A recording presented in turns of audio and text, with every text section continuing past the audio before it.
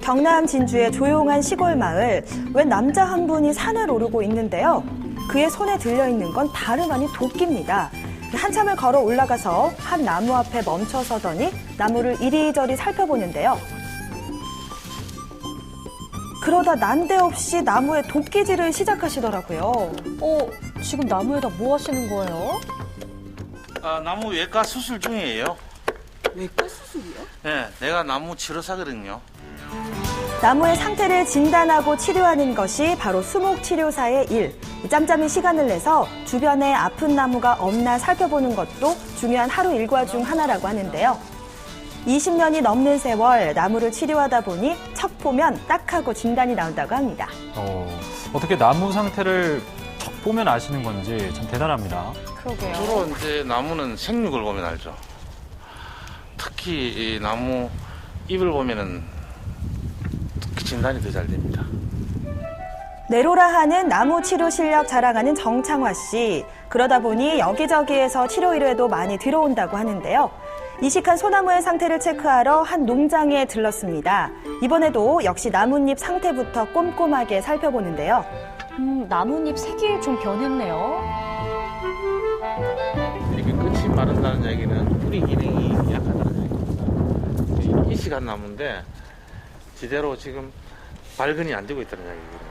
이렇게 숱에 약한 나무에 사람을 치면은 인기를 주는 거예요. 똑같은 겁니다. 이게 불붙어서 이제 식물이 자라는데 꼭 필요한 미량 원소들은 이렇게 링거를 통해서 나무에 바로 투여해야 한다고 합니다. 이 아픈 사람한테 영양제를 놓는 거랑 참 비슷하네요. 그렇습니다. 뿐만 아니라 사람과 나무의 공통점 또 있습니다. 주사바늘을 꽂는 자리 또한 정해져 있다는 사실 모르셨죠? 나무의 혈관이라고 할 수 있는 물관을 찾아서 꽂아줘야 한다고 하더라고요. 야, 이 나무에도 혈관이 있다니까 신기한데요. 그렇기 때문에 이 정도 사람에는 혈관이 있고 나무에는 물관이 있습니다. 그 물관에다 차라리 꼽지 않으면은 영양제의 효과도 없을 뿐 아니라 그거는 필요 없는 영양제가 되죠. 고목들이 많은 우리나라 같은 경우 특히나 수목치료사의 역할이 아주 중요한데요.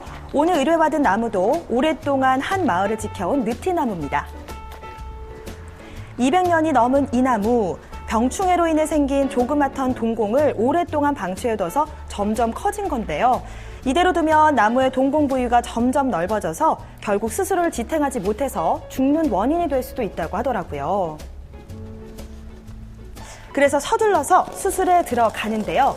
이 동공 안에서 병들어서 썩어가고 있는 부분을 톱으로 말끔하게 긁어내주고 세균이나 곤충이 더 이상 번식하지 못하도록 남아있는 이물질을 꼼꼼하게 제거합니다. 그런 다음 상처 부위를 깨끗하게 소독하면 기초 작업 끝. 그래도 이 간단한 일은 아닌 것 같은데요. 그렇죠. 이제 정창화 씨만의 나무 치료 비법을 공개합니다. 저건 황토 아닌가요? 맞습니다. 이 친환경 소재를 이용한 수술법을 고심한 끝에 황토를 이용한 수술법을 개발하게 됐다고 하는데요.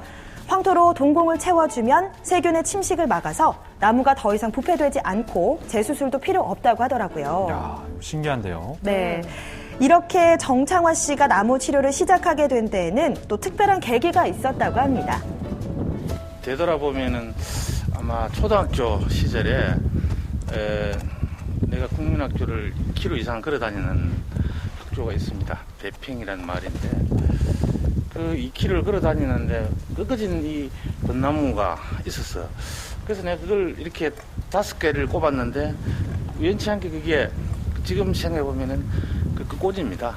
그게 우연치 않게 그게 그 해 뒤에 꽃을 피우더라고요. 그때 내 자연의 신비함을 알고 관심을 갖게 된 거죠. 빠른 회복을 위해서는 나무에 영양제도 필요한데요. 땅속 뿌리가 시작되는 부분을 찾아서 영양제를 부어주면 수술이 마무리됩니다. 치료한 나무가 잘 자라는데 가장 큰 보람을 느낀다는 정창화 씨.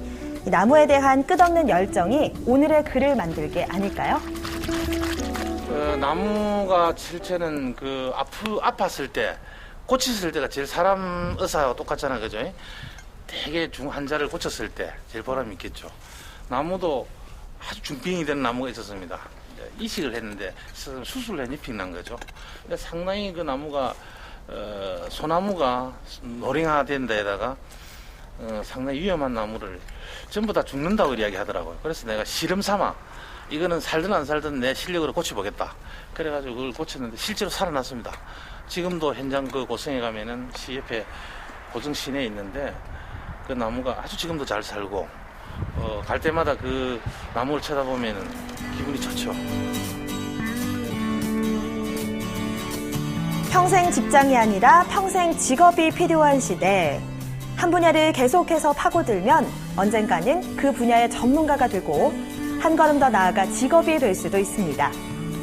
인생이라는 단 한 번뿐인 무대에서 남들과는 조금 다른 길을 가지만 누구보다 열정적인 그들에게 힘찬 박수를 보냅니다.